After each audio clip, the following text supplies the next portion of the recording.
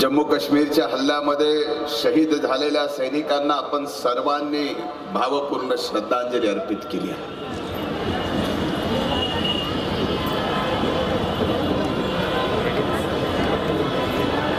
आणि कालच आपण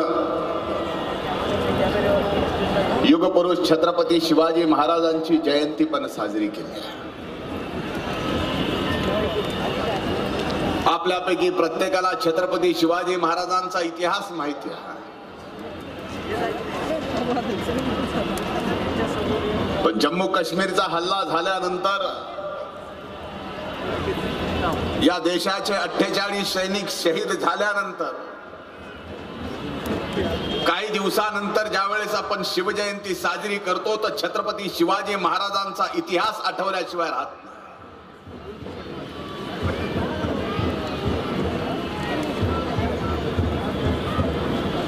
असाच एक भ्याड हल्ला 17व्या शतकात छत्रपती शिवाजी महाराजांच्या काळात संग्रामगडावर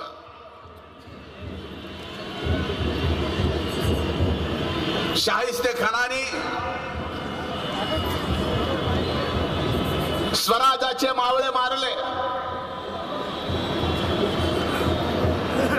पण त्या क्षणाला छत्रपती शिवाजी महाराजांनी त्याबाबत खंत व्यक्त केली नाही. तर काही दिवसातच शाहिस्तेखानाची बोट तोडली. हा इतिहास छत्रपती शिवाजी महाराजांचा हा महाराष्ट्र आपल्याला सांगतो. पण आज मात्र देशात एवढी मोठी दुःखद घटना होऊन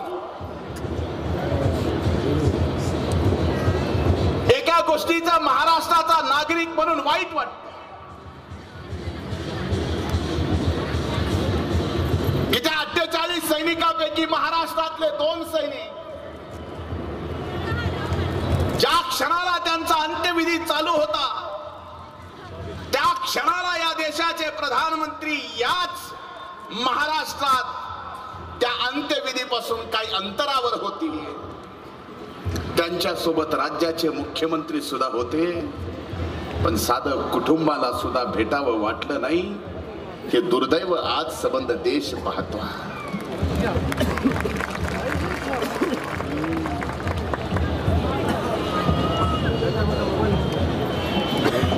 अनेक दिवस 4 वर्ष 7 महिने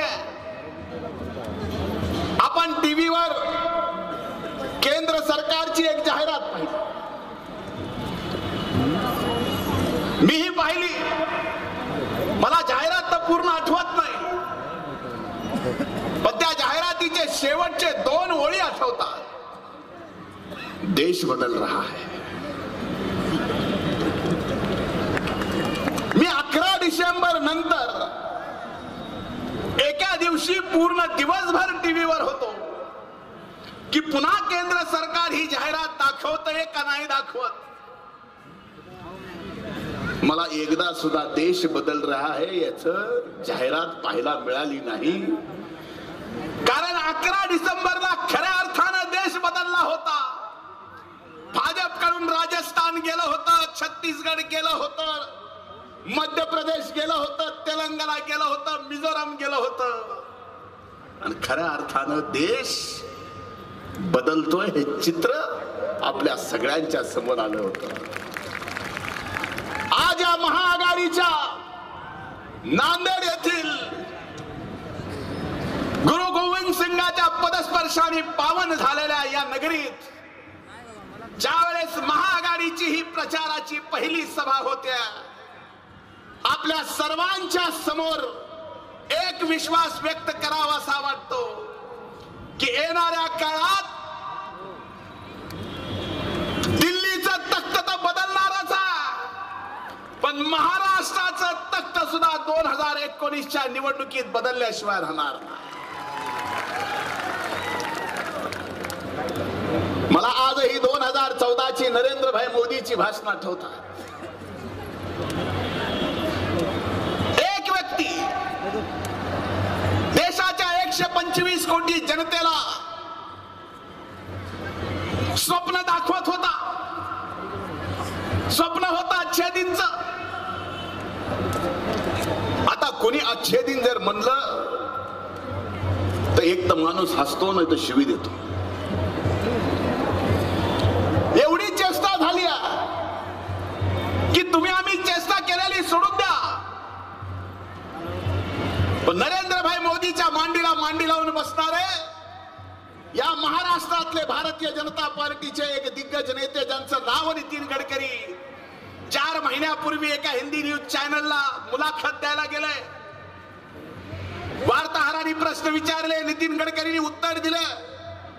शेवटी वार्ताहरांनी एक प्रश्न विचारला कि नितिन जी आप बता सकते हैं इस देश में अच्छे दिन कब आने वाले.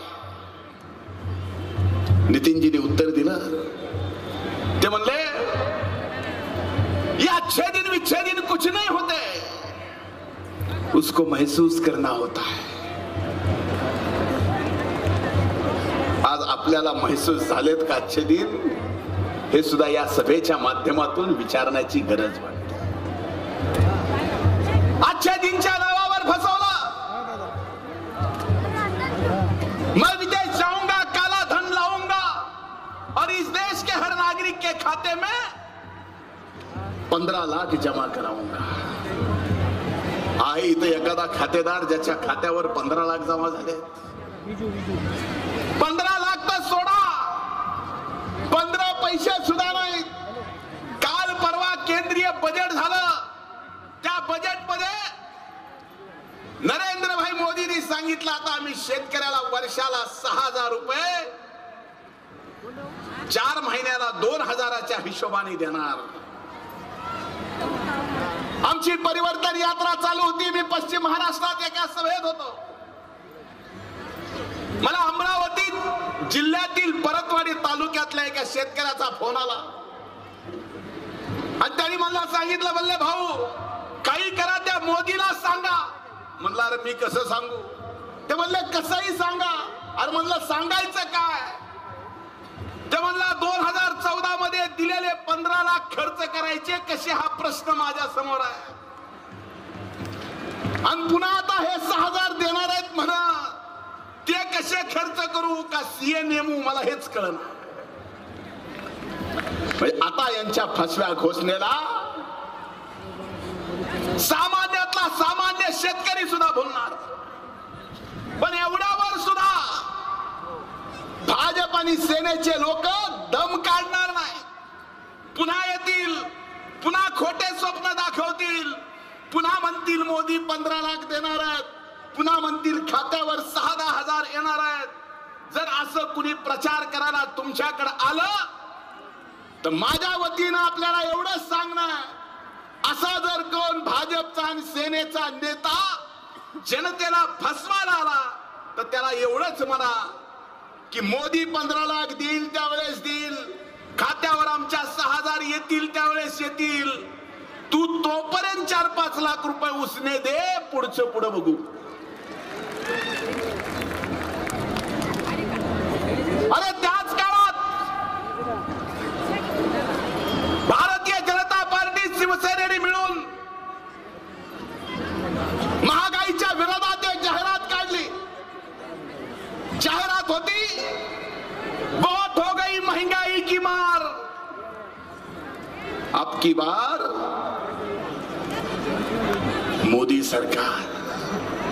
ज्यावेळेस या देशात 50 रुपये लिटरनी पेट्रोल मिळत होतं त्यावेळेस भाजप आणि सेनेचे हे पांडगुळ आपल्याला महागाई फार वाढली म्हणत होते.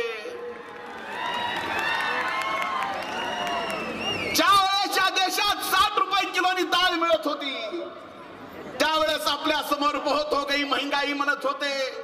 ज्यावेळेस या देशात 450 रुपयाला सिलेंडरची टाकी मिळत होती त्यावेळेस भारतीय जनता पार्टी आणि शिवसेनेने आपल्या समोर महागाईचा डोंगर उभा केला होता. आज कसं आहे, 50 रुपयाचं पेट्रोल आज 78 रुपयावर गेला. 1.5 महिन्यापूर्वी 94 रुपयावर गेलं होतं. मी साधा सरळ सोपा हिशोब तुमच्या समोर मांडतो. विनंती एवढीच आहे की मोबाईलचा खिशात लगेच कॅल्क्युलेटर काढून इथं करत बसू नका, घरी गेल्यावर करा. जर एखादा व्यक्ती त्याच्याकडे मोटरसायकल आहे आणि त्या मोटरसायकल मध्ये जर तो रोज 2014च्या हिशोबाने 1 लिटर पेट्रोल टाकत असेल आणि आजच्या हिशोबाने पेट्रोलचा भाव जर 80 रुपये असेल तर मागच्या 4 वर्ष 7 महिन्यात मोदी साहेबांनी आपली 30 रुपये प्रति दिवशी नीटनेटकी केलेली आहे. 4 वर्ष 7 महिन्याचा हिशोब काढा. एवढी मोठी फसवणूक या देशातल्या जनतेची केलेली आहे. म्हणून आज ही महाआघाडीची प्रचार सभा यासाठी आहे. बघा योगायोग कसा आहे. इतिहास सांगतो की कुठल्याही लढाईची सुरुवात चांगली आणि लवकर झाली तर विजयावर शिक्कामोर्तब असतो. एकीकडे त्यांच्या युतीची चर्चा होऊन काल घोषणा झाली, इकडं महाआघाडीची पहिली प्रचार सभा आज नांदेडला या ठिकाणी सुरू झाली. याचा अर्थ आता नियती सुद्धा आपल्या पाठीमागे. सुरुवात आपली चांगली झाली, सुरुवात आपली लवकर झाली, विजय सुद्धा आपला निश्चित होणार आहे. त्यामुळं आता विजयाच्या काळजी करायची गरज नाही. मजेशीर गोष्ट झाली, ज्या दिवशी अमित शहा मातोश्रीवर गेले, संबंध देशाचं लक्ष लागून होतं, तसं आमचंही लक्ष लागून होतं. मी एका संपादकाशी मी संपर्कात होतो. मी विचारत होतो 10 मिनिटाला काय होतंय. संपादक पुढे त्याच्या वार्ताहराला विचारत होता आणि वार्ताहर सांगत होता आणखीन काही नाही. पण शेवटी संपादकांनी वार्ताला विचारलं, अरे काय झालं? ते म्हणला काय नाही, वाघाने शेपूट घातलं.